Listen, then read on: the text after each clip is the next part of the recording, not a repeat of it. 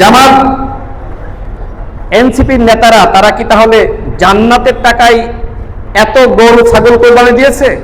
কুরবানি নিয়েও জামাত ইসলাম এনসিপি রাজনীতি করছে, ধিক্কার জানাই। আজকে সারা বাংলাদেশে জামাত ইসলাম এবং এনসিপি যে চক্রান্ত শুরু করেছে, কুরবানির ঈদ গেল, বিএনপির যারা এমপি ছিল বা যারা রাজনীতি করে সামর্থ্য অনুযায়ী কুরবানি দিয়েছে। বিএনপি সরকারের মন্ত্রী শহীদুদ্দিন চৌধুরী এনি ভাই তিনি 6টি গরু কুরবানি দিয়েছেন। এ নিয়ে দেখলাম সাংবাদিক সম্মেলন হয়ে গেল যে এই 6টি গরু কেনার টাকা আসলে বিএনপির এই মন্ত্রী কোথায় পেল? আপনারা নিশ্চয়ই সামাজিক যোগাযোগ মাধ্যমে দেখেছেন যে জামাতের একজন এমপি গরু কুরবানি দিয়েছেন।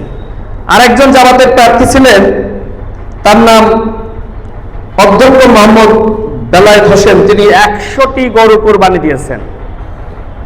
জামাত ইসলামের এই যে এমপিরা এবং এমপি প্রার্থীরা তারা এত গরু কুরবানি দিল, এই টাকা নিয়ে কেউ প্রশ্ন তুলছে না। তাহলে আমার প্রশ্ন হলো, জামাত এনসিপির নেতারা তারা কি তাহলে জান্নাতের টাকায় এত গরু ছাগল কোরবানি দিয়েছে? বিএনপির নেতৃবৃন্দ কোরবানি দিলে সেটা নিয়ে তারা প্রশ্ন তুলছে, মানুষের মনে সন্দেহ তৈরি করছে। কুরবানি নিয়েও জামাত ইসলাম এনসিপি রাজনীতি করছে, ধিক্কার জানাই।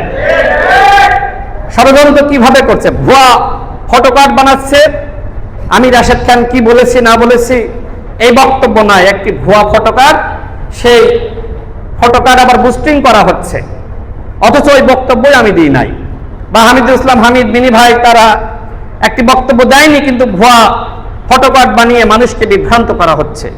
এইভাবে আজকে মানুষকে বিভ্রান্ত করার জন্য জামাত ইসলাম এনসিপি চক্রান্ত করছে, ষড়যন্ত্র করছে।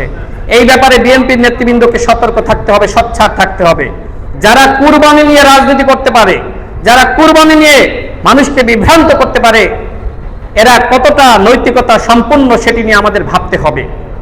আজকে বিএনপির সকল নেতৃবৃন্দকে আমি আগেও বলেছি যে আপনারা সবাই একতাবদ্ধ হন।